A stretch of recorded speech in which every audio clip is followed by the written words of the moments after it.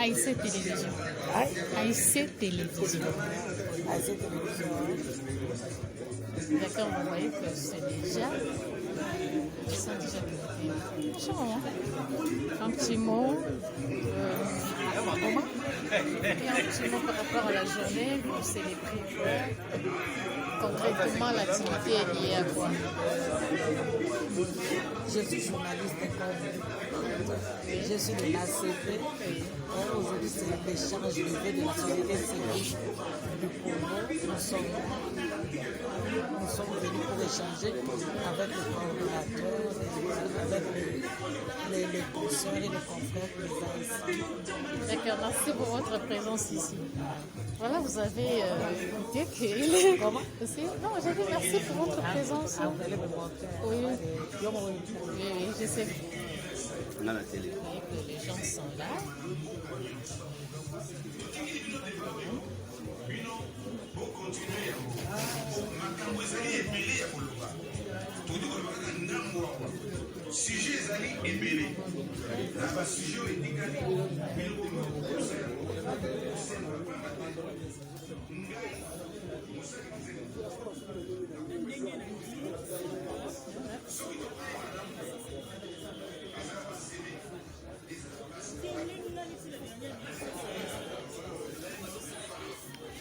Le décor est déjà planté. Toujours la mort, parce que le dépôt, moi, je fais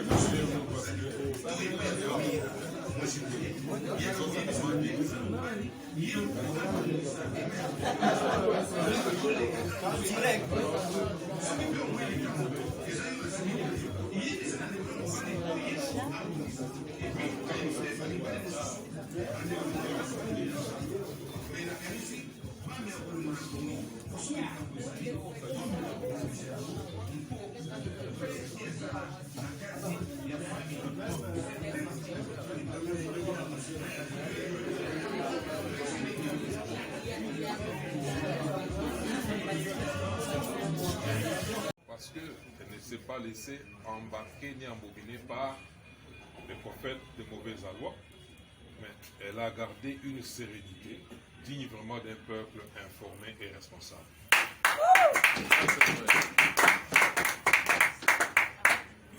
Guidée par la perspicacité de la société civile de la RDC, qui a pour mission que d'informer,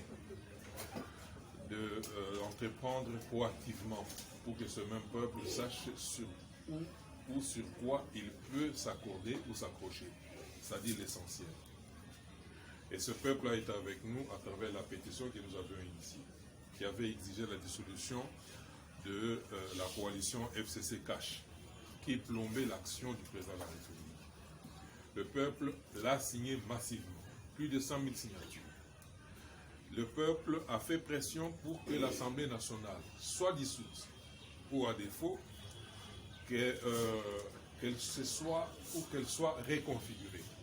C'est quelque chose fait aujourd'hui. Rassurez-vous, avec l'actuelle remise en question de certains responsables à la tête des institutions, nous pensons que l'année 2021 qui commence ne peut augurer que bonheur pour le peuple congolais. Ça, c'est vrai.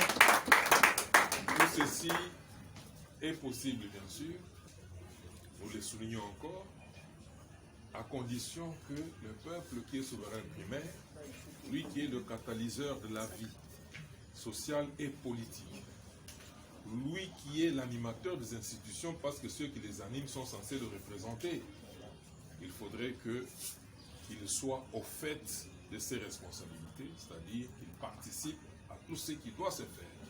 C'est ainsi qu'à la société civile, nous disons, plus rien ne se fera sans nous. Peuple, plus rien ne se passera sans nous. Peuple, plus rien ne se passera sans nous. Peuple, plus rien ne se passera sans nous. Plus rien ne se passera sans nous. Plus rien ne se passera sans nous. Dans le cadre de la démocratie participative, peuple congolais, vous venez de le constater. Si vous ne vous étiez pas impliqués, ceux qui vous représentent aujourd'hui de l'Assemblée, bien sûr, vous les avez secoués. C'est alors qu'ils ont senti que non, il fallait opérer un choix entre servir une autorité morale, servir sa plateforme ou son parti politique, ou servir le peuple souverain qui vous a élu. Et la pression était tellement forte qu'ils ont basculé, ils ont choisi de vous servir en ce moment. Cela ne veut pas pour autant dire que vous allez croiser les bras, mais non, vous devez les talonner, vous devez faire rail avec l'action qu'ils vont mener. Pourquoi? Parce que c'est vous qui devrez les inspirer. C'est alors qu'ils vont dormir, rêver le peuple, le bonheur du peuple, se réveiller, agir pour que ce bonheur se concrétise.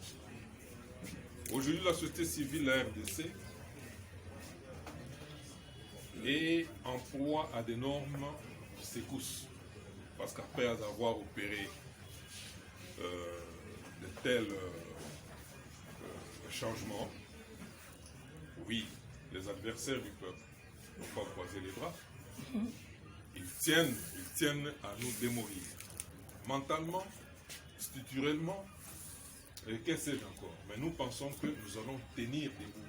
Pourquoi? Parce que notre base, c'est vous le peuple.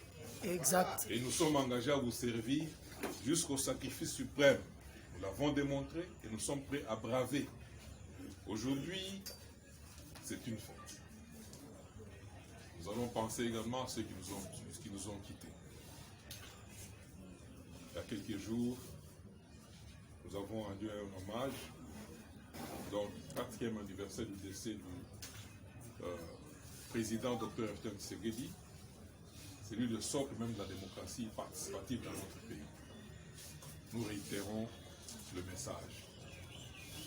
Nous souhaitons que tout ce qu'il a défendu et qui lui a coûté toute sa vie constitue notre cheval de bataille.